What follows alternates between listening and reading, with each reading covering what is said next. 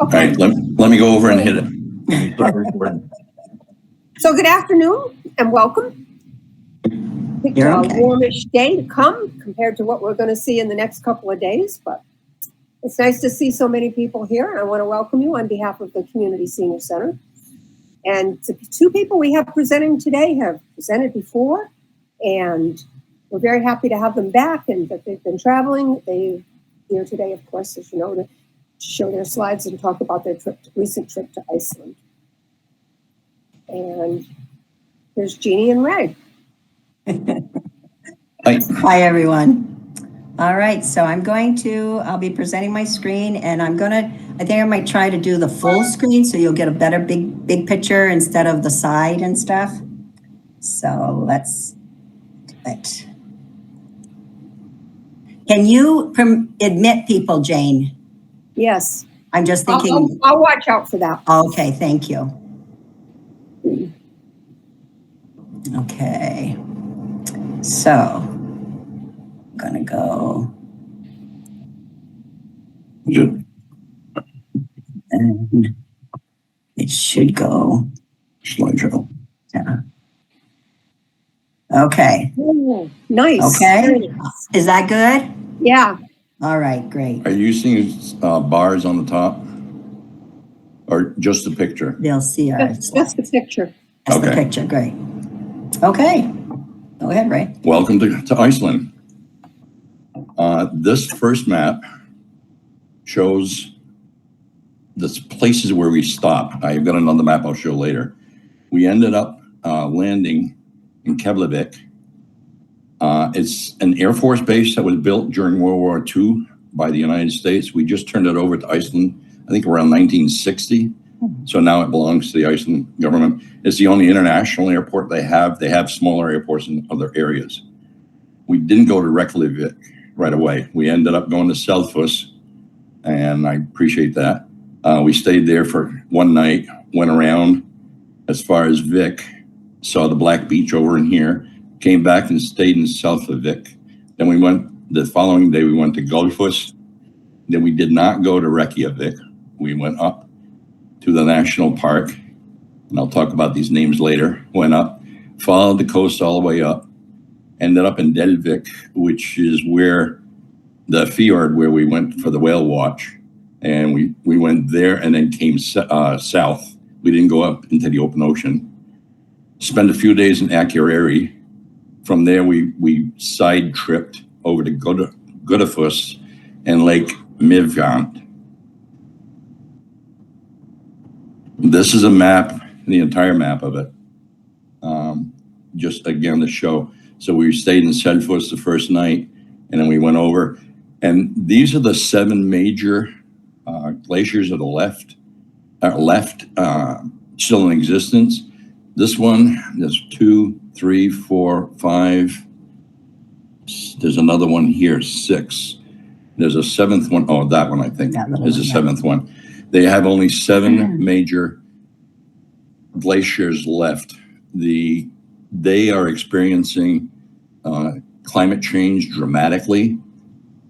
I'll talk about that in a second.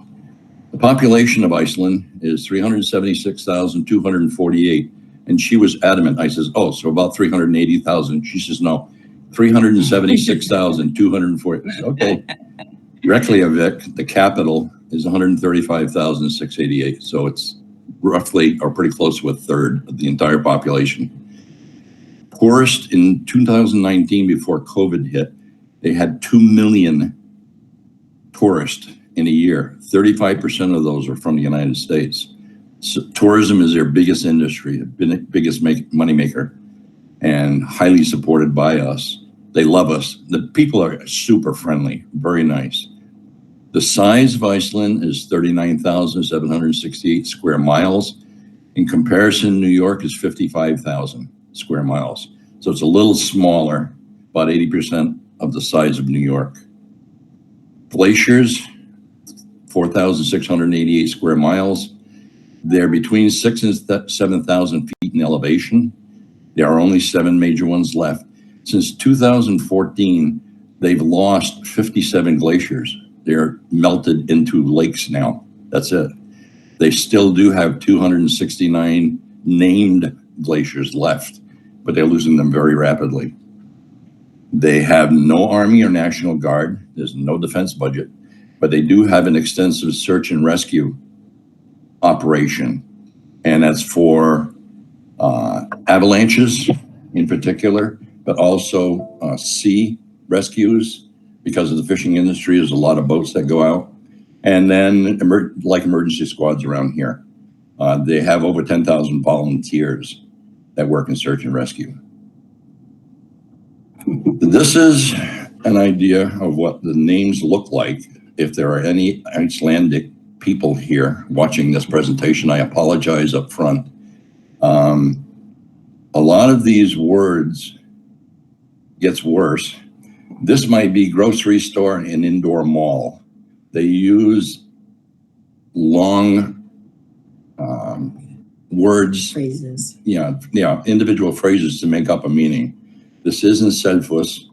As I said, they were really nice and put us in a place we could actually pronounce the first night we were there.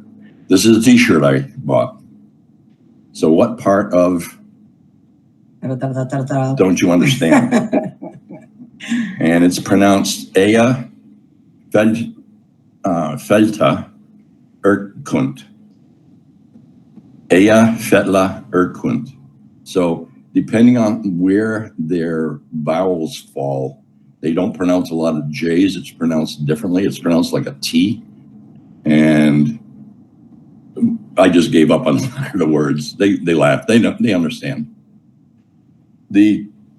Back in around 900, the king decided that the country was going to adopt Christianity, and they picked Lutheran. There are a lot of Lutheran churches throughout the country. When a child is born, it's baptized Lutheran, period. There are Catholic churches, some Catholic churches around too, but they're very few. This is the one in Selfos. The cemeteries are very clean, very well kept. Looking at this headstone, now this is Bjarne, whatever, Arne's son. He was the boy. It's Arne's son. This was his daughter. Again, if you don't pronounce the J, so it's Arne daughter. So she was a girl. My son would have been Matthew Raymond's son, and my daughter would have been Karina Raymond's daughter. But it's spelled daughter. But that's how they trace their family trees. This is Anna Laura. She was our guide. Frederick's daughter. So we knew she was a girl because it had daughter on the end of her name. This is on the edge of the cemetery, just the way going back to the Druid times, the other gods that they had. In today's day and age, wood is still extremely expensive. They didn't have any trees in Iceland. Everything got wiped out with the Ice Age. So there were no trees. There weren't any. They used sod, and they still use sod in a lot of the new construction just to keep the traditions going. Wood is expensive, as I said, so it's just the front and the back. They use stone around it and then sod roofs. Just another shot of the river that flows by. Bobby Fischer Center. He beat Boris Spassky of the USSR in 1972. He was hard to get along with, very demanding on what he wanted. This is his house. He moved to Iceland after winning. This is the home he lived in. He's buried in a cemetery not too far away. And in order to go into hit the center, you have to go through the back, through this door, but it was locked. And you have to call and make an appointment for them to open it. In later years, they determined that Bobby Fischer had autism. And that was his gift, was being able to play chess and think moves ahead. Driving along the shoreline, heading to the east that first day. Typically, there's a lot more green than I thought. The joke is Iceland is all green and Greenland is all ice.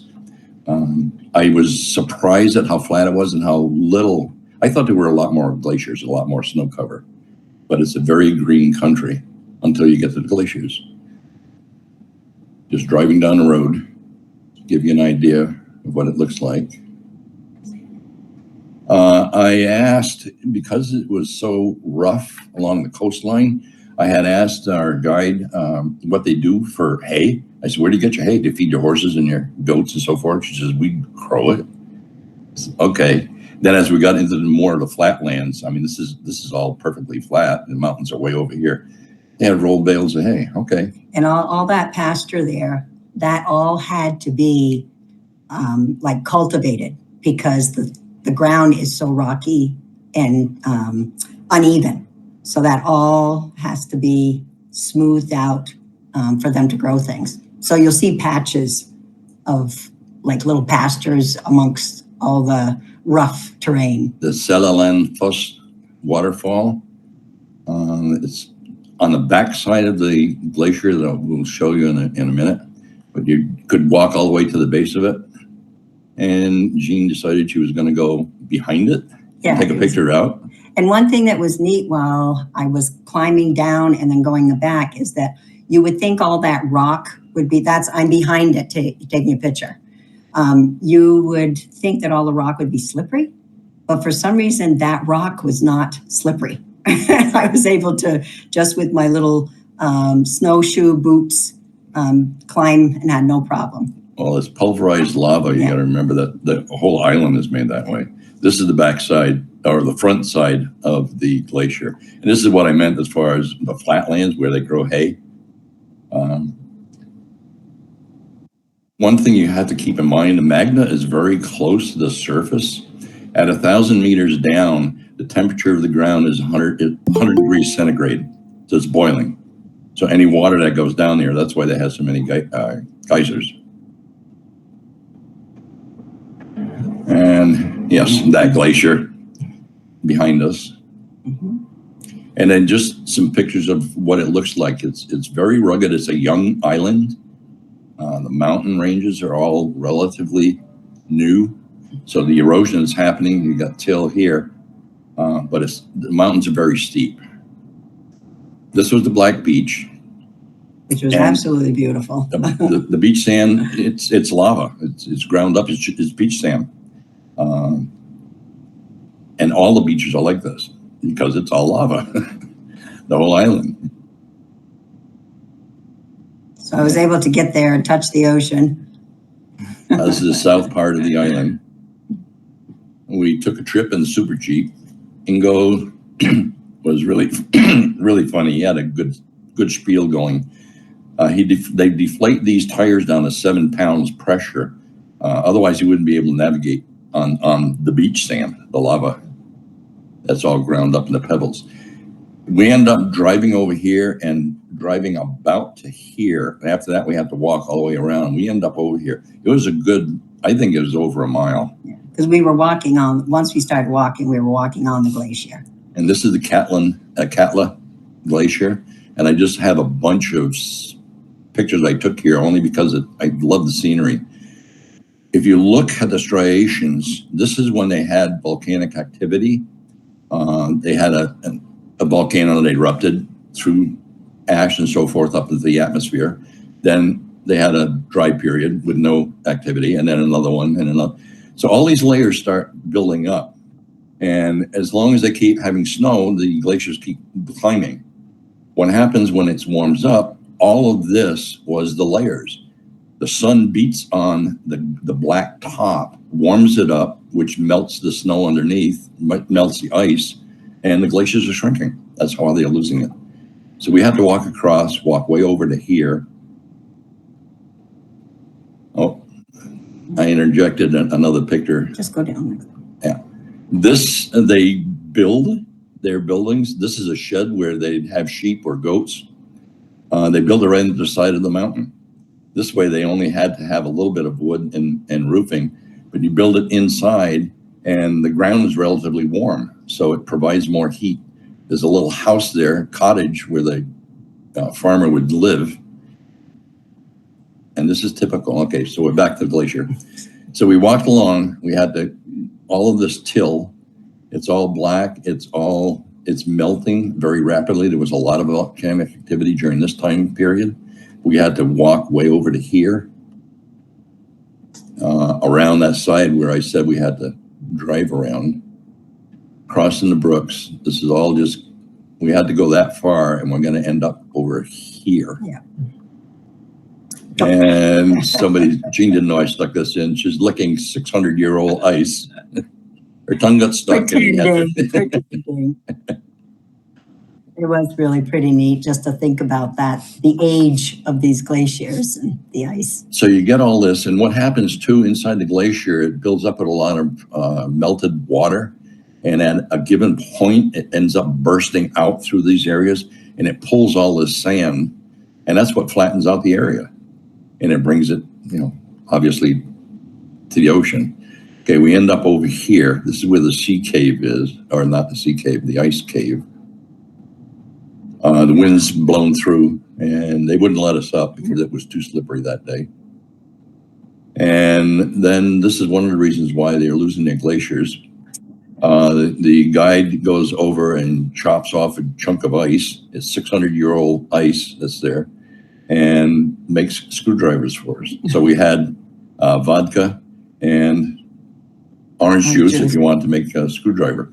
And she's holding 2 glasses, so I'm not sure if she had 2. No. She had straight vodka, and then and she's sticking to that story. The Skogafoss waterfall. The waterfall's all over the place, gorgeous. Beautiful. Then we went from Selfoss to Borgarnes. So from Selfoss here, we went up. We didn't go to Reykjavik here. We went up, went to Gullfoss, and then around here up to Borgarnes. So we're on the west side of the island now. This gal uses natural vegetation. She's a scientist, and everything is eco-friendly. She dyes the wool that she buys from the sheep. And these are just some of the colors that she has. She has a beautiful shop. She also knits a lot. They utilize everything that they have. The Skoholt Church, this is the bishop's church. Lutheran bishop. And this is his residence. And the inside of the church. Beautiful church. Very plain, really nice. This is a mosaic that's attached to the wall. Oh, very, very, very fine pieces of glass. Yeah. Really gorgeous, very impressive. And then from the church, the residence used to be on the other side of the church, and they had a tunnel. So when it snowed, so you get 5 feet of snow, it doesn't matter. We're gonna go through the tunnel, go from the rectory to the church. Coming out. This was interesting. This is the first geyser. Their claim to fame is that we named the first one, and everything else is named after us. So Old Faithful geyser is named after this geyser. The geyser is actually on the back side over here. This is what it looks like. Every 5 minutes, this thing is going to erupt. It's really impressive. It's that still, starts to steam as it's being warmed up. This bubble starts to create, and pretty quickly it explodes. And it happens every 5 minutes. Yeah. It's really cool. Golden Waterfall in Gullfoss. And then running through the middle, pretty close to the middle of Iceland, are the tectonic plates, the North American and Eurasian. Eurasian is on this side, on the right-hand side. This is the plate, the edge of the plate. This is the edge of the North American tectonic plate. The plates are separating a centimeter every year. So in 2.5 years, it's separated an inch. 1,000 meters, what do I have? So 40 inches. In 100 years, it's separated 40 inches. Iceland is growing. It's getting bigger only because it's coming apart in the middle. So there's a huge valley that's created here. A lot of, this is the North American, Water. a lot of little streams, water.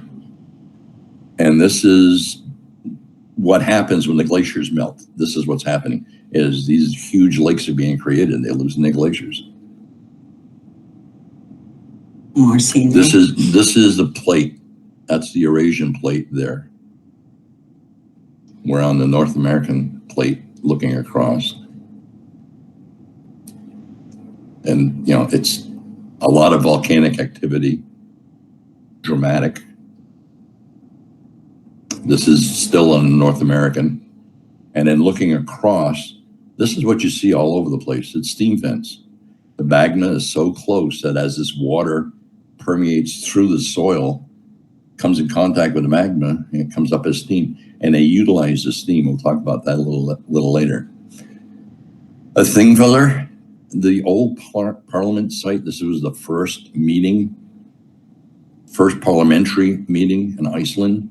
All the tribes and villages got together at this place, and they have a huge ceremony every year commemorating, the country's been formed that long under a parliamentary procedure. This just is some of the lava, depending on how it flows, some of the structure, as opposed to being explosive, cools off slowly. They built a church here. There are some houses over on this side.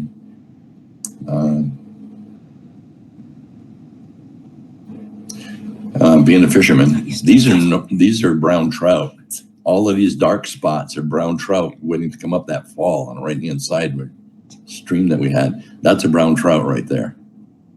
And they wouldn't let me bring my fishing pole. From Borganes, we went to Daly. We had to leave a day early. They anticipated a blizzard coming through. The north wind coming across the ocean picks up a lot of moisture. With the Arctic air that was coming, the glaciers are at 6,000 and 7,000 feet in elevation of the mountain ranges. So when it goes up that high, you get a lot of snow. And we had, 2 or 3 feet of snow, 4 feet of snow in some of the passes. So we weren't going to be able to get through. So we left a day early and came up here and stayed in Daly. These steam pipes that's where they are right there. You can see it again. The entire country, all the industry and all the houses are heated by steam. They capture the steam on these vents all over the country and bring it to the towns and cities. That's going over a brook, so they had to put it over the top of the surface. And you notice all the snow. There is no snow for the most part. That's what it looks like. That's the size of the pipe that's bringing the steam. They were putting in one more. It's 59 miles long to bring to 2 other cities, to 2 other towns. But all the houses and all the businesses are heated by steam. This greenhouse is heated by steam. This is a pipe. The excess steam is just dribbling out and going down to a stream. But they utilize the steam to heat the greenhouse. And he could do this year round, except in the wintertime, there's no sun. There's no sunlight. So the electricity would cost them more than it would to grow vegetables than it would be just to buy the vegetables. This restaurant that we stopped, he specialized in soups. And most of their, all their vegetables and stuff are grown in greenhouses. Mm-hmm. Yeah, the greenhouse is all over the place. And the Heidfeld goat farm, he has 250 goats, and they're used for meat and milk. They don't have hardly any dairy cows. They're just too hard to feed, and the grazing area and the hay. And you can take the girl off the farm, but you can't take the farm out of the girl. They had some beautiful little kids, and they let us hold them, so that was kind of neat. She said, "Would you like to hold one?" I said, "Oh yeah, right. Would you like to?" And they do this. Oh yeah, just place to play outside with warm weather. The goats' play yard. And the lava falls. Again, there was a huge glacier up in here that's all melted, and it's all glacial till. A lot of brooks, rivers, rapids. Boniface, the children's waterfalls. There was a bridge. Our guide was outstanding. She was in her 60s. Her father was influential in Parliament. So was her mother. Her grandmother was the first elected legislator in Iceland, the first female. The guide was full of stories on everything, and it was really, really interesting. The children's waterfalls, three kids that were going home by themselves, and they turned up missing, and they went looking for them, and they had all drowned.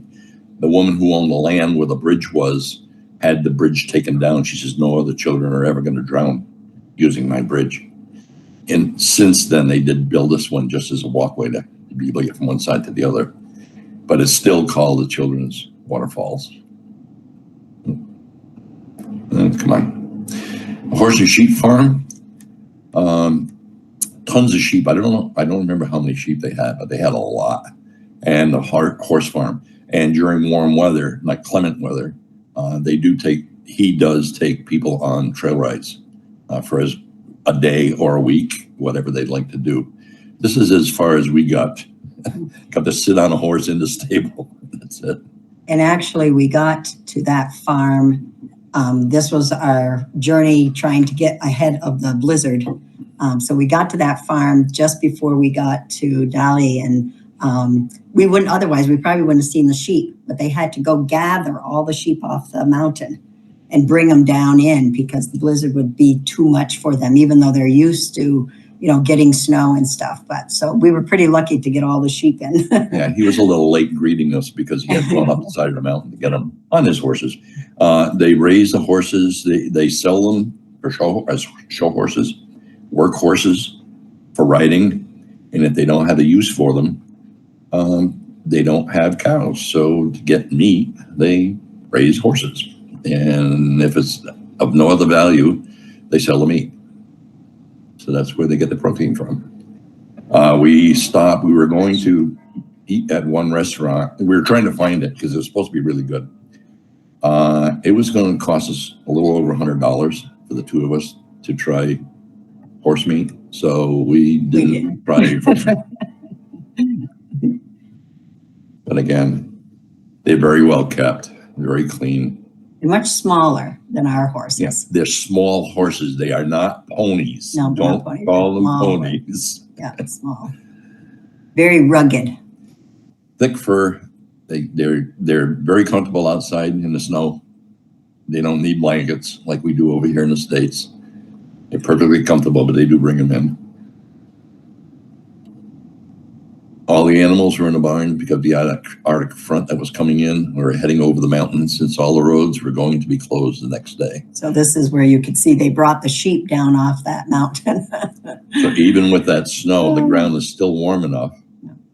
There was no snow accumulation. That's all that accumulated down in the flatlands.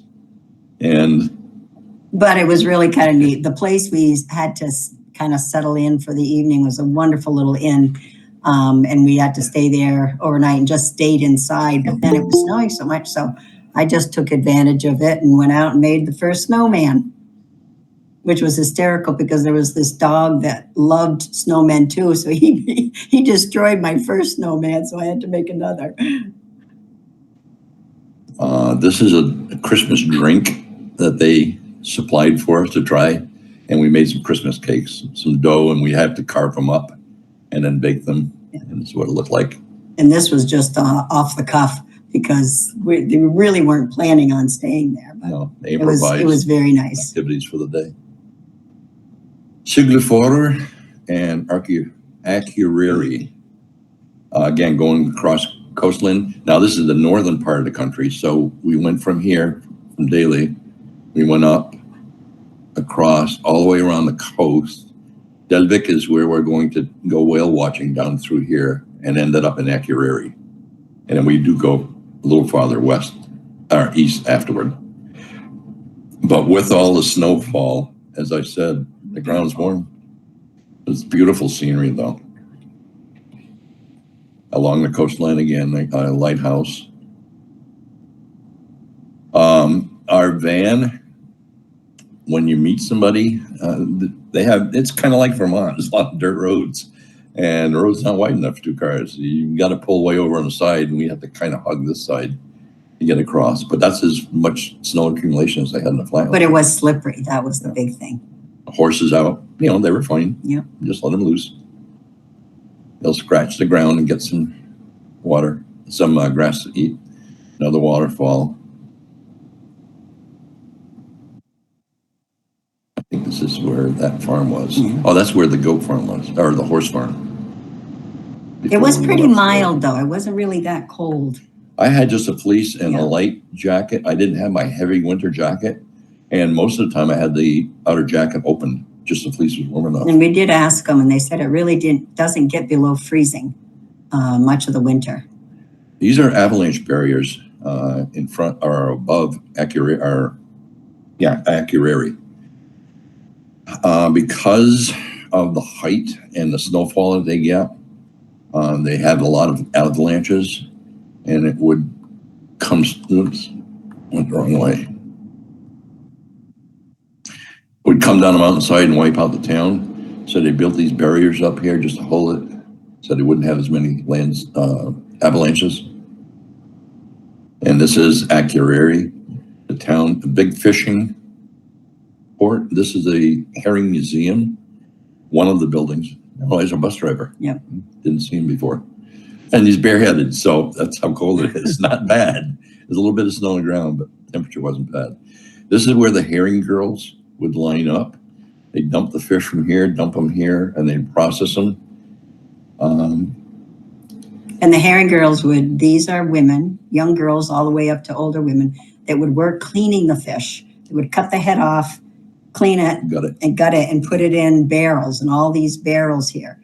And they would work, their length of their work day was as many herring that came in. So some of them could be working beyond 24 hours of straight working, and you got paid, the girls got paid by barrel. So they really needed to. And actually it caused some stir because some of the women were earning more than the men because they were really packing those barrels, and they were very, very proficient. Very proficient in doing it. So that caused a little stir, but this was salted herring, but it was put in barrels. They needed to, if they could ship 10,000 barrels of fish in a season, then it was profitable. And there are times when they would actually ship out 20 and 30,000 in a given year. That's what happened to the herring. Yeah. They fished them out. And the thing when they were putting them in the barrels too, when Ray mentioned the salt, they had to be layered just so. So the girls had to actually reach down into the barrels, lay them, put the salt, then lay them the other way. This is a string where the girls were working right here, and there's another one here. The museum is really interesting. And these guys are by hand, are moving one barrel at a time. This guy, there's another guy over here. So 10,000 barrels he's moving, right? Okay. This is where they lived. Four to a room, or little, not apartment, but series of rooms. Beds were extremely short, very small. The stove. Stairs up into the attic where everything else was stored, extra luggage. And this was the museum shop, the equipment for unloading and processing the fish. They didn't just have the raw fish. They dried a lot of it, chopped it up. This is one of the stoves. Oh, this is a chute right here. So this is looking up at the ceiling. And what they do is they would put the bag underneath there, open this up, fill the bag up. Then it would go to the next station, and they'd sew it up and ship herring meal. And they sold a lot of meal. It wasn't all just fish. Rena showed us. This is all still part of the same museum. They did all kinds of. But the musical instruments they had back then, she played them, did very well. Nice little songs. Round Akureyri. Oh, this tunnel. Now, this is a country that only has 360,000 people, They have 7 major tunnels that go through various places. And excuse me, there's 11 of them. They're anywhere from 3 to 5 miles long. I don't know how they paid for them with just that few people, but they couldn't get over the mountain. You couldn't get there from here if you didn't go through it. So they carved out 11. Baking sweetbread. Now this is a farm. This guy was really funny. Nice guy. They own a restaurant also, and they have a farm. This is a pit where he just had the covers thrown on top. And it's, again, one of these natural vents with steam coming up through. And he took the covers off, and he's got this rope that he leaves there. Oops. And pulling it out. Should be pulling it out. Should have a picture of him pulling it out. No, just that. So he pulls that out. He has put the bread dough in these canisters and put a cover on it, left it inside that pit for 24 hours. Comes out, comes back the next day. You get a big slab of butter on your spoon, scoop out a bunch of brown bread, and eat it. It was really good. It tastes like brown bread. Ray said brown bread. They call it something else, but it does taste like brown bread. It's really good. So we all got to sample as much as we wanted to. The hot spring area, with the snowfall, it didn't matter. You had these open vents, it slag steam. 70% of their electricity is provided by hydro. 30% is steam and hot water. And I'll show another one there. But they utilize the steam. Like I said, they heat all their homes and all their businesses with steam. I tried to get a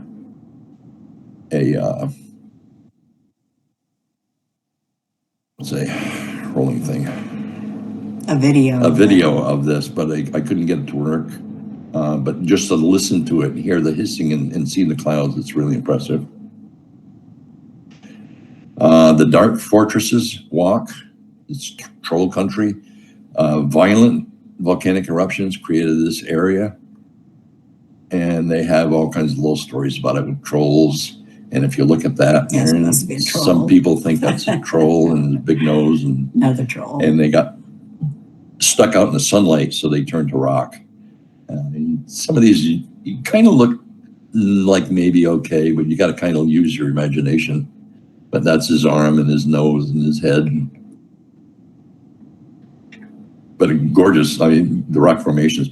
We had about 2 feet of snow here when we went. They were snow blowing the sidewalk that goes around when we got there. And annually they have a festival where the guys dress up and they go out there and have a good time. We got to sit on this troll throne.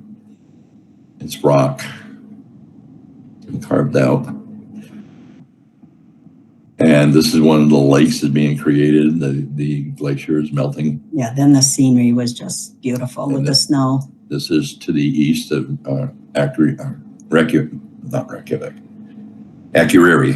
to the east. And this is a pseudo crater. It wasn't a volcanic crater that erupted. It's kind of like a big bubble that was underground and it was pushed up. And eventually the bubble just kind of collapsed. There was no lava or anything that came flying out of it. It was just pushed up from underneath, from the magma underneath. But the water was so still. We really lucked out on not having it too windy because it's usually very windy and rainy when they told us to pack all our gear.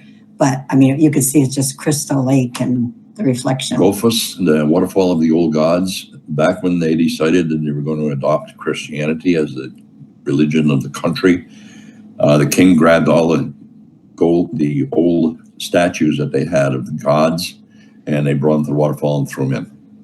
So theoretically, they're still down there. And it's called the waterfall of the old gods. Another picture of it from farther back. And if you see these two people, okay. I had to go down, just have to go down. Busted. Yeah, we went down and were able to just touch the water. So she stuck her hand. It was really pretty neat. Caught her. I try to make the most of everything. That water is cold though. That's in front of it, yeah. And that's the same falls as up here, but Yeah. these streams just keep dropping like this as waterfalls and rapids all over the place. And Dalvik, we're ready for the whale watch. This is actually an island in the middle of the fjord. The only way to get there back and forth is by ship. And looking down south, there is a fish or a whale right there, looking down the fjord. It was cool out in the middle of the water with the wind blowing. But they did provide us with all those big suits. Yeah. And that's the island again, beautiful. coming back up. I just wanted to get the Beautiful. mountains. I got more pictures of mountains. So we did get to see some whales. Yeah. They didn't breach, jump out of the water and so forth, but we did see a few tails. And this is a little shop right next door to where we had our suits and stuff. This guy was really funny. We ate there. But he had so much stuff in that little place. It's unbelievable. And wood is extremely expensive in Iceland, and they don't throw anything away. So they have all the pieces of wood, and somebody has created these things all over the place. There's a lot. And they use a heart for love, and there's stop signs and so forth. Still in Akureyri. This is in front of the art museum. And there's a lot of art on the sides of the buildings. Beautiful, beautiful art everywhere. Kids were playing here. This was just across the street from where our hotel was. And they were going down a slide and they were swimming and so forth. And not worried about it. We flew back to Reykjavik, the Harper Concert Hall and Convention Center. As we were getting there, we were about right here. The Crown Prince of the Netherlands arrived. Cops all over the place, blocking us off. Nobody could go across. The limousine came in, dumped him off, and he went in. We did go inside, but they had security all over the place. You had to have name tags and you had to sign in, so we didn't get to see anything. The Ocean Cluster is a neat place. Building, it's all smaller rooms, small companies, startup companies that utilize environmentally friendly products, and they are developing and introducing all kinds of things. If you look here, I got a close up. That's a fish skin. That's a fish skin wallet. There's slippers here and a bag. They process a fish skin just like they do the tanning leather, and they make all kinds of products out of it. Slippers. Really incredible. And soft. It's so soft. A fish skin shirt. Mm-hmm. The fish jerky we were looking at, but it was all the food is extremely expensive. Iceland is expensive, period, because they have to import everything. But the food is extremely expensive. And we didn't want to have to spend a lot of money, buy a big bag, and then not care for it. So we didn't try the fish jerky. This guy, when we got there a day before, was only halfway up the ship. He'd finished that, and he's over here. He's got a pressure gun, water, and just with water pressure, he's peeling off all the paint so they can repaint the ship. I could not believe how fast he was doing it all by himself. Turin Pond, this is the original legislative building that they had. Made out of concrete, a lot of concrete and steel. Again, wood is so expensive, but a lot of concrete. And a swan floating around out there. This is the art museum, the entryway. It looked like it was falling off. Yeah, Reykjavik is quite a city. I don't remember who this guy was. He was one of the early legislators. Mm-hmm. And in Iceland, they use chains for bikes in the wintertime. And they do have a sense of humor. There's a lot of stuff like this around in places. You got to kind of look in nooks and crannies, but it's funny. And so they have chain bike winter. This is what most people use as opposed to the chain Which bike. Our guide was very upset with. Yeah, these guys, you got to watch out. These guys will run you down. Yeah. But gasoline is over $10 a gallon. It's between $10 and $12 a gallon. So they ride around on these electric bikes or scooters. But they're all over the place, all over. This is the Lutheran Cathedral in Reykjavik. It's huge. It sits way up on top of the mountain. It's the highest place. And this is what the inside looks like. You get outside and you just look up and find a church and you can reorient yourself. You can't get lost in the city. The Oregon. And one thing I noticed, being Catholic, there's no gold in that church. Use the gold, feed the people. Don't decorate the church. Danger hot water. These things are all over the place because you have vents all over. Berries on the trees. Birds were in there. Those are about as big as the trees get. Yeah. A lot of birch, imported birch, was it they said? And Yeah. pine, spruce. And yeah. So these are steam pipes. They're resurfacing the road. So they dig it up, put these pipes in, and then they pave it. And in wintertime, you don't have to plow your streets because the steam is going to melt it. All natural. You don't have to worry about sidewalks, slippery sidewalks or roads or streets.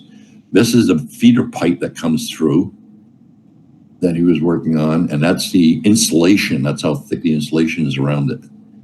So it maintains the water temperature, or the steam temperature, drops only 2 degrees in 100 miles, bringing the steam in.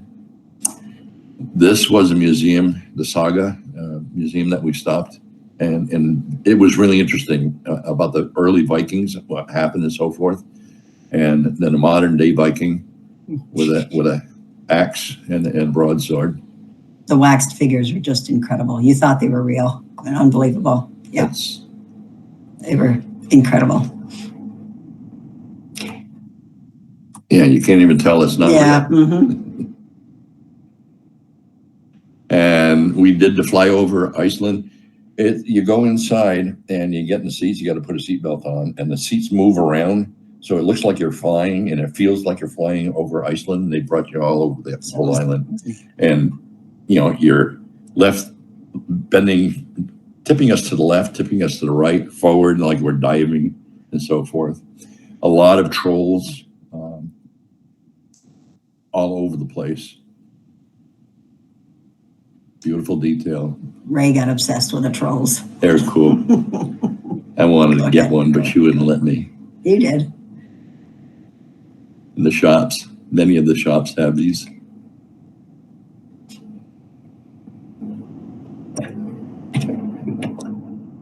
Oh my goodness. I think it's cool.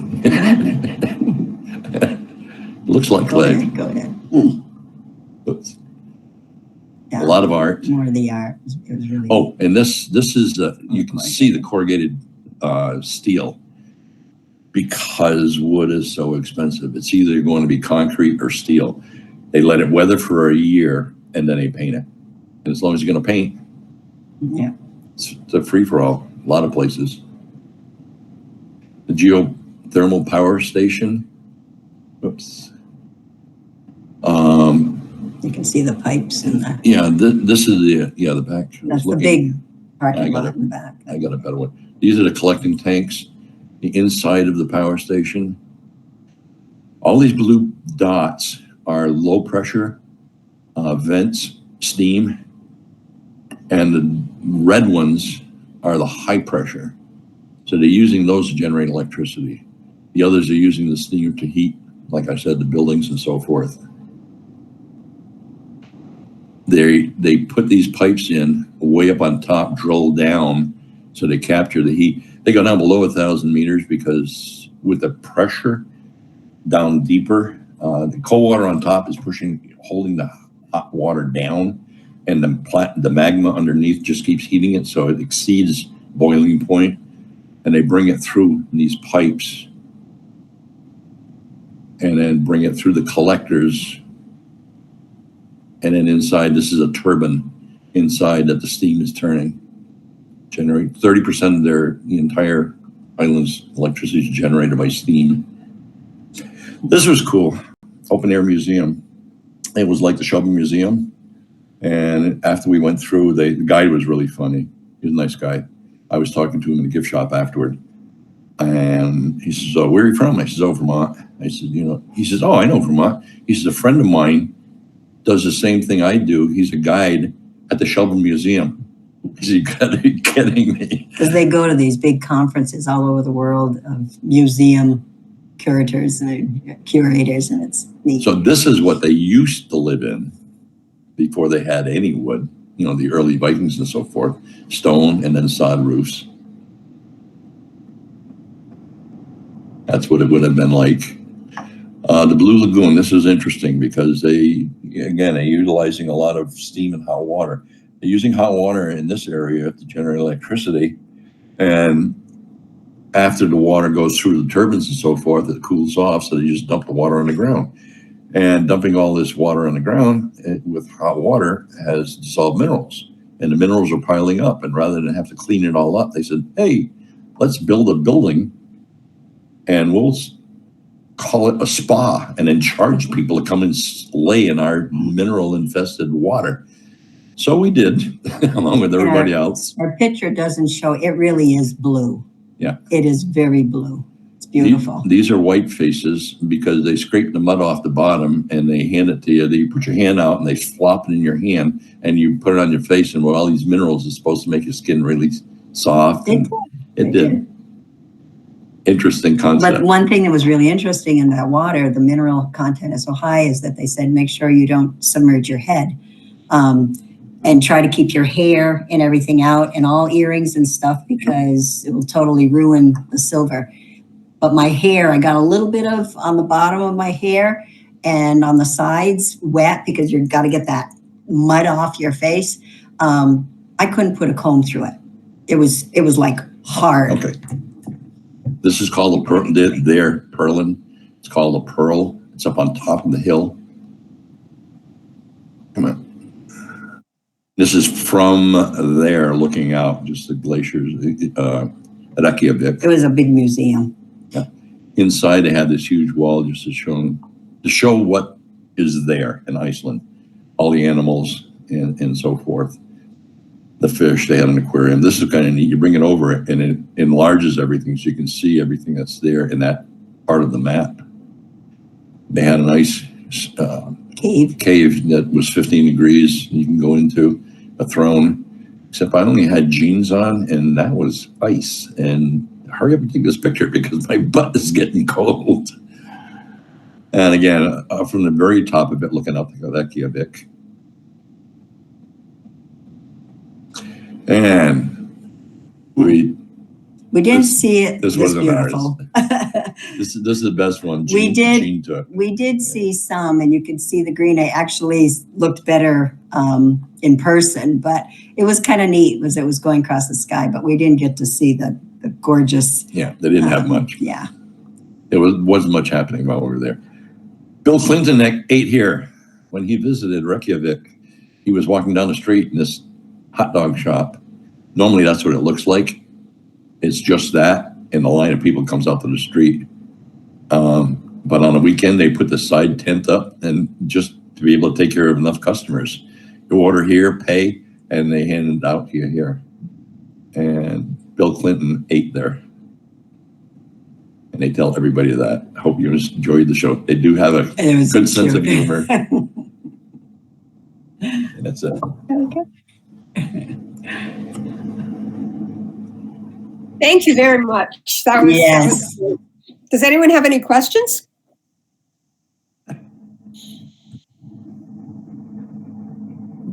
The pronunciation thing is very interesting. Oh, I didn't tell you what that meant. My T-shirt, the Eyja Fella Ørkud, means island. Eyja is island, Fella is mountains, and Ørkud is glacier. So it means island, mountains, glacier. And that's how they would identify that. They go, glacier is on the island, up in the mountains. And that's why their words are so long. They use things like that, put them together, no spaces. What time of year did you go? What month? October. October. Okay. Yeah.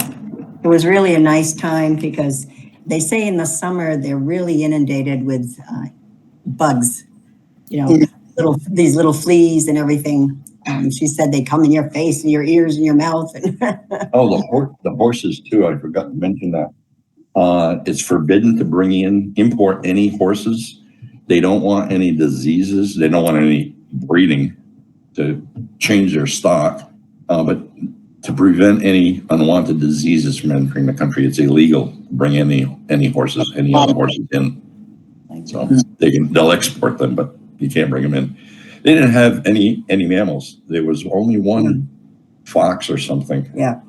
That was native that came across. They figured out on an ice shelf somewhere. And one polar bear actually came across. They had that in the Pearl. But outside of that, when the glaciers went through the ice age, it wiped everything out. It was gone. There was nothing there.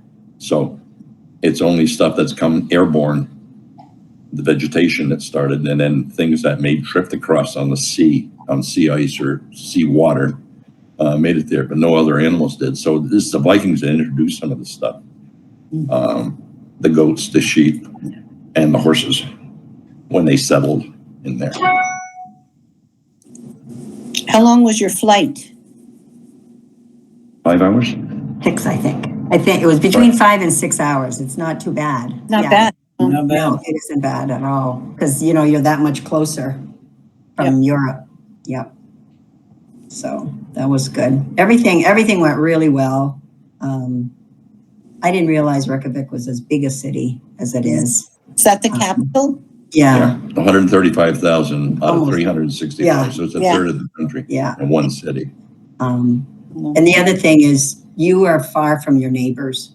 I mean, when we went out into the country, I was thinking when I was growing up on the farm, I was a half a mile or a quarter mile from my neighbor. Well, this is even further between neighbors. So you have to be quite self-sufficient. It could be a mile, it could be 5 miles, so 6 miles to the next neighbor, next farm. Wow. Nice. Well, it's good. Glad you enjoyed yourself. Yes, we did. Yes, it was nice. The people were wonderful, really. Yeah, and it's a much calmer attitude. Whole thing is not rushing around and Everybody speaks English. English. That's a non-issue. Well, with 35% of 2 million people visiting, they learn English. They didn't know it. They learned. During COVID, it dropped down to 600,000. They still had 600,000 tourists, but they're looking forward to another 2 million again. Keep that money coming in. Oh, yeah. Yeah. Well, that'll be good. So what's it like for people who may have disabilities that live in Iceland? I'm thinking about all the steps and all the places you had to walk. Free healthcare. It's free healthcare, but Jill, the access to different places, it was all stairs.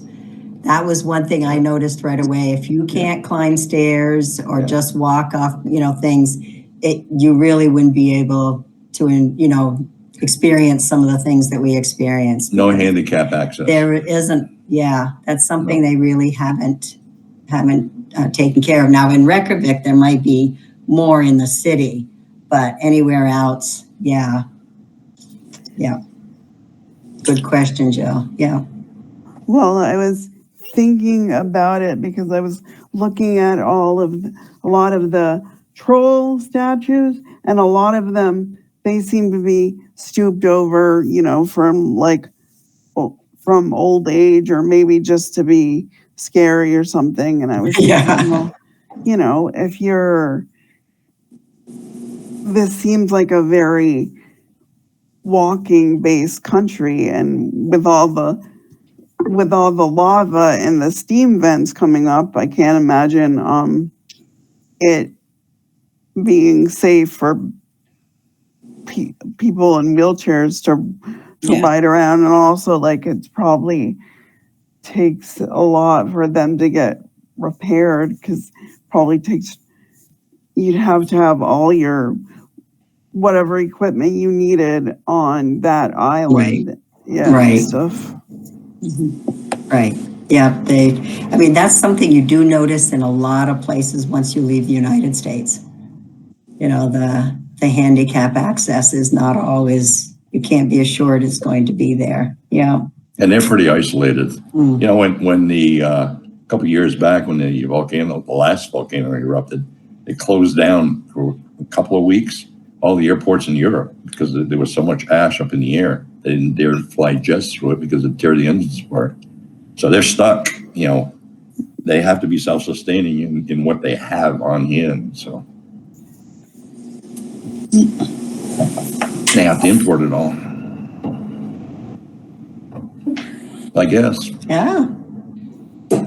Okay, well, Thanks for coming. thank you all for coming. Thank you. Take care. Bye. Bye-bye.